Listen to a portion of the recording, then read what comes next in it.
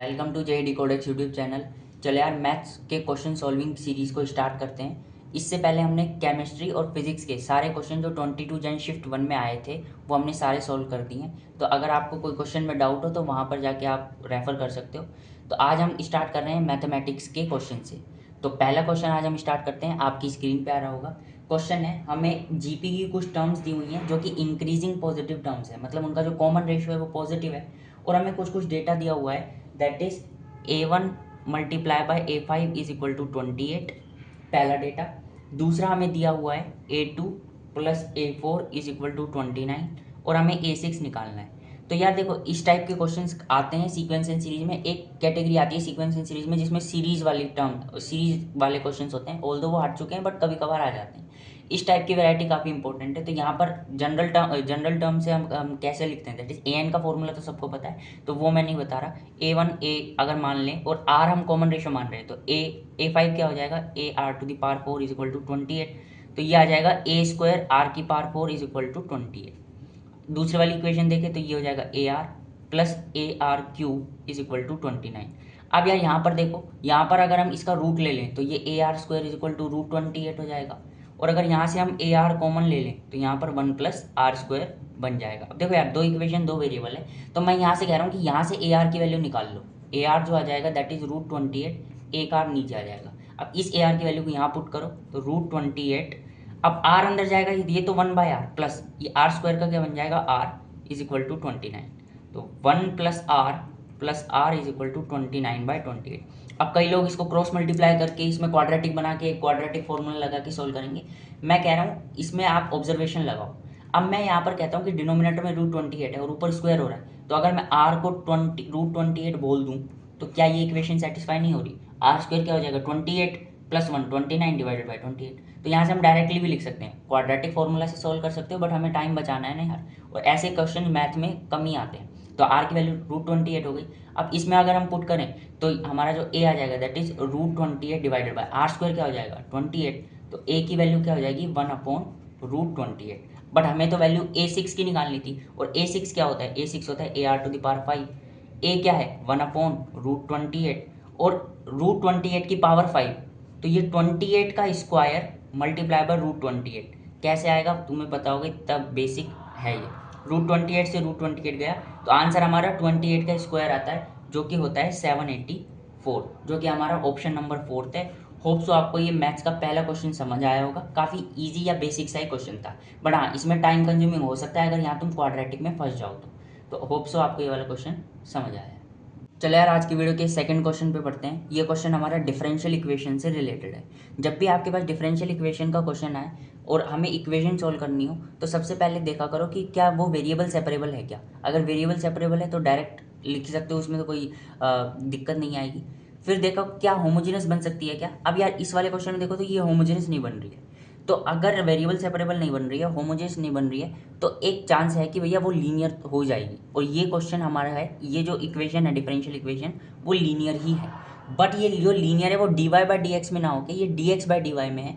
तो अब यहाँ पर अगर मैं इस वाली इक्वेशन को इस वाले को dy से डिवाइड कर दूँ और y² को यहाँ कर दूँ, तो अगर इसको रीअरेंज करें तो ये बनता है dx/dy plus x/y² is equal to 1/y³। अब कई लोग कहेंगे कि ये लीनियर कैसे है dx/dy में, तो इसका जो फॉर्मेट होता है that is dx/dy plus p(y) x is equal to q(y), ये होता है हमारा dx/dy में लीनियर डिफरेंशियल इक्वेशन। सॉल्व कैसे करते हैं, सबसे पहले हम क्या निकालते हैं, इंटीग्रेटिंग फैक्टर जो कि होता है e⁻py इंटीग्रल py/dy, और इसकी जो आंसर होता है, इसका जो आंसर होता है that is x into integrating factor is equal to integrating factor multiply by q(y). तो ये हमारा बेसिक थॉट होता है, ये काफ़ी इंपॉर्टेंट है। अगर तुम लीनियर डिफरेंशियल इक्वेशन छोड़ के जा रहे हो ना तो फिर तुम्हारे ऊपर ही है। लीनियर डिफरेंशियल इक्वेशन बहुत ज़्यादा इंपॉर्टेंट है। तो अगर इस वाले क्वेश्चन को अगर हम सॉल्व करने को देखें तो अगर इसका इंटीग्रेटिंग फैक्टर निकालें तो वो होगा e⁻1/y² dy। इसका इंटीग्रेशन करना है y⁻⁻2 dy, इसका इंटीग्रल करेंगे तो e⁻−1/y आएगा। तो अब यहाँ पर हम इक्वेशन लिखते हैं, तो x into e⁻−1/y is equal to integral e⁻−1/y और q(y) है 1/y³ dy। अब यार ये वाले इंटीग्रेशन को कैसे सोल्व करेंगे, तो ये आसान है। हम यहाँ पर क्या करेंगे कि जो हमारे पास 1/y है, 1/y को हम क्या ले लेंगे, t ले लेंगे। तो 1/y को अगर t लेंगे तो -1/y² dy क्या हो जाएगा, dt हो जाएगा। तो अब यहाँ पर इसको सब्सटीट्यूट करेंगे, ये वाला पार्ट तो सेम है, इसको तो एज इट इज रखेंगे, is equal to e to the power -1/y, तो ये -t हो जाएगा। अब देखो 1/y³ को 1/y multiply by 1/y² dy के टर्म्स में देखो, तो ये वाला part as it is e to the power -t, 1/y को मैं t बोलता हूँ, and dy bye y² -dt, क्योंकि हमें ये करना है, तो ये क्या हो जाएगा -dt। तो अब ये वाला क्या बना, बेसिकली ये है हमारा बाय पार्ट्स। अब बाय पार्ट्स कैसे है, दैट इज माइनस अगर कॉमन ले t into e to the power -t dt, ये हमारा बाय पार्ट्स बन गया। और बाय पार्ट्स अगर हम देखें तो इस वाले को हम बोलेंगे फर्स्ट फंक्शन, क्योंकि इसका डिफरेंशिएशन ईजी है, और अगर सेकंड वाले को बोलेंगे, इस वाले फंक्शन को बोलेंगे सेकंड फंक्शन। माइनस पहले से ही कॉमन है, तो इसका ध्यान रखना। तो first function as it is into integration of second function, e to the power -t का integration e to the power -t, और एक और minus I, minus integral differentiation of first function, t का डिफरेंशिएशन 1 होगा, integration of second function, तो e to the power -t का e to the power -t plus minus आ जाएगा बाहर। तो अब यहाँ पर हम देखें t into e to the power -t, इसका इंटीग्रेशन में एक माइनस साइन आएगा, ये वाला माइनस साइन हो गया, तो ये बेसिकली प्लस का ही आ जाएगा, और कांस्टेंट ऑफ इंटीग्रेशन को भूलना मत। तो ये वाला इक्वेशन बनी है, तो एक बार मैं इसको दूसरे पेज पे लिख देता हूँ। तो हमारी जो इक्वेशन बनी है that is x into e to the power -1/y तो था ही, और हमने बाय पार्ट्स को सॉल्व करने के बाद जो हमारी इक्वेशन बनी ई टू द पावर -t को कॉमन t+1 प्लस c, तो ये वाली हमारी दूसरी इक्वेशन बनी है। अब और यहाँ पर हमने क्या किया है, जो 1/t को हमने 1/y लिया है, तो अब वापस से इसको सब्सटीट्यूट कर देंगे, x into e to the power -1/y is equal to e to the power -1/y 1+1/y plus c। अब हमें क्या दिया हुआ है, x of 1 is equal to 1, और हमें x ऑफ हाफ की वैल्यू निकालनी है। तो हम इस वाले डेटा से c की वैल्यू निकालेंगे, तो हमारा एक भी वेरिएबल नहीं बचेगा, तो हम वैल्यू निकाल सकते हैं। तो यहाँ पर x of 1 is equal to 1, मतलब अगर y 1 है तो x 1 है, तो इक्वेशन में पुट करेंगे e to the power -1 is equal to e to the power -1 1+1 2 plus c, तो जो c की वैल्यू आएगी दैट इज -1/e, तो ये हमने c की वैल्यू निकाल दी। अब यहाँ पर हम y की वैल्यू जब हाफ डालेंगे तो x की वैल्यू क्या आएगी वो हमें निकालनी है। तो यहाँ पर हम कहेंगे x e to the power -2 is equal to e to the power -2 1/2, तो ये 3 हो जाएगा, प्लस c की value -1/e, x by e² is equal to 3/e² -1/e, multiply करोगे तो x की वैल्यू आ जाएगी 3 - e। तो ये हमारा आंसर है, ये हमें निकालना था, जो कि ऑप्शन नंबर सी में गिवन है, या 3 भी बोल सकते हो। तो होप सो आपको ये वाला क्वेश्चन समझ आया होगा। चले यार, आज की वीडियो के थर्ड क्वेश्चन पे बढ़ते हैं। ये क्वेश्चन हमारा लॉग से रिलेटेड है। लॉग में हमें कुछ एक्सप्रेशन दिया हुआ है, और हमें जितने भी सॉल्यूशन उस एक्सप्रेशन के निकलेंगे उसका प्रोडक्ट बताना है। तो हमारा जो एक्सप्रेशन है that is e to the power 5 ln x का whole square plus 3 is equal to x to the power 8, और हमें कंडीशन दी हुई है x इज ग्रेटर देन 0। देखो यार, जब भी लॉग का क्वेश्चन आए और हमें ऑल सॉल्यूशन के प्रोडक्ट सम इन सब से रिलेटेड हो, तो इस टाइप की कंडीशन काफ़ी ज़्यादा इंपॉर्टेंट हो जाती है, क्योंकि इस टाइप की कंडीशन को अगर आपने नेगलेक्ट किया तो हो सकता है कि आप वो वाले रूट्स भी ले लो जो कि ये मना कर रहा है लेने को, तो सम गड़बड़ा जाएगा। तो ये वाले क्वेश्चन में देखो, ऑब्वियस सी बात है, जब बेस ई होता है तो उसे ln x बोल सकते हैं, इतना तो बेसिक आता होगा। तो अब हम क्या करेंगे, इस पूरी एक्सप्रेशन में लॉग ले लेंगे, ln ले लेंगे, जिसका बेस ई होगा। ln का मतलब ही होता है उसका बेस ई है। तो अगर हम जैसे ही इसका लॉग लिया तो नीचे ऊपर वाली टर्म क्या आ जाएगी, नीचे आ जाएगी, ये इसका स्क्वायर प्लस 3, पावर नीचे आ जाएगी 8 ln x। अब ये आपको सीधी सीधी ln x में क्वाड्रेटिक दिख रही है, सेक ऑफ कि आसान थोड़ा लगे ln x को t बोल लो, सो दैट हमें क्वाड्रेटिक सही सी नज़र आए। तो ये हमारी एक सही सी क्वाड्रेटिक नज़र आ गई। अब इस क्वाड्रेटिक के हमें रूट निकालने, तो हम यहाँ पर अगर डायरेक्ट मिडिल टर्म स्प्लिटिंग नहीं दिख रही है तो डायरेक्ट क्वाड्रेटिक फॉर्मूला पे चला जाया करो।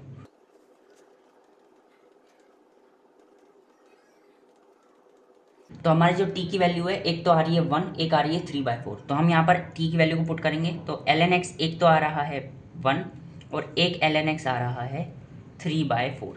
तो यहाँ से जो x की वैल्यू है दैट इज e, और यहाँ से x की वैल्यू है दैट इज e की पावर 3/4। अब देखो यार, x इज ग्रेटर देन 0 मतलब x पॉजिटिव होना चाहिए। अब e भी पॉजिटिव होता है और e टू द पावर 3/4 भी पॉजिटिव होता है क्योंकि एक्सपोनेंशियल हमेशा पॉजिटिव है। तो अब इन ये दो सॉल्यूशन हमारे निकल के आए, तो हम इन दोनों सॉल्यूशन का मल्टीप्लिकेशन पूछा है, तो हमारा जो आंसर होगा e multiply by e to the power 3/4। तो हमारा जो आंसर होगा दैट इज e की पावर 7/4। सॉरी यार, यहाँ पे थोड़ी कैंसिलेशन में मिस्टेक हो गई थी, ये 3/5 आएगा, मैंने 3/4 लिख दिया, इससे आंसर चेंज आ रहा था। तो यहाँ पर हम 3/5 आएगा, ये 3/5 हुआ। तो पर ये अभी भी पॉजिटिव है, तो अब यहाँ पर इन दोनों का अगर मल्टीप्लिकेशन करें तो ये 3/5 आएगा, तो ये 1 है, ऐड करोगे तो ये 8/5 आएगा, ना कि 7/4। तो इसका जो आंसर होगा दैट इज e की पावर 8/5। यहाँ पे हल्की सी मिस्टेक हो गई थी, थोड़ा जल्दी में था इसलिए। तो ये e टू द पावर 8/5 ये हमारा आंसर आएगा, जो कि ऑप्शन नंबर 1 है। होप सो आपको ये क्वेश्चन समझ आया होगा।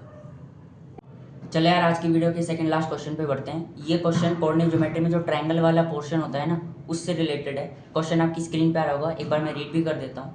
Let the triangle P Q R be the image of the triangle with vertices given है हमें वर्टिसेस। तो देखो यार, पी क्यू आर ट्रायंगल के हमें वर्टिसेस नहीं गिवन है। पी क्यू आर ट्रायंगल तो इमेज है उस ट्रायंगल के जिसके वर्टेक्स हमें गिवन है। तो मान लेते हैं हम कोई ट्रायंगल ए बी सी, हमें कोई नाम नहीं दिया है बट हम मान लेते हैं। तो ये इसके कोऑर्डिनेट दिए हैं 1,3, 3,1 एंड 2,4। इस ट्रायंगल की इमेज, इस ट्रायंगल की इमेज अगर हम लाइन में लेते हैं, और वो कौन सी लाइन है, दैट इज x + 2y = 2, तो हमें एक ट्रायंगल मिलता है जिसके कोऑर्डिनेट्स हैं p, q एंड r। इसके बाद हमें कहा गया है कि अगर सेंट्रोइड, इस वाले ट्रायंगल का सेंट्रोइड अगर हमें अल्फा, बीटा गिवन है, तो हमें अल्फा माइनस बीटा की वैल्यू बतानी है। तो मैंने कहा ये कोई टफ सवाल नहीं है, ये बेसिक ही सवाल है। मैं ये कह सकता हूँ कि अगर इस वाले ट्रायंगल का सेंट्रोइड निकाल लिया हमने, अगर इस वाले ट्रायंगल के सेंट्रोइड का अगर इमेज हमने इस लाइन में ले लिया, तो ये वाला इस वाले ट्रायंगल का हमारा सेंट्रोइड आ जाएगा। और जैसे इस वाले का सेंट्रोइड है अल्फा और बीटा की वैल्यू आ जाएगी। तो इस वाले ट्रायंगल का सेंट्रोइड अगर मैं जी मान लेता हूँ, तो वो क्या होगा, इन तीनों का सम, दैट इज 2,8/3। अब इस वाले पॉइंट की इस लाइन में इमेज लेनी है, और ये हम इसको अल्फा बीटा हम पहले ही मान रखा है।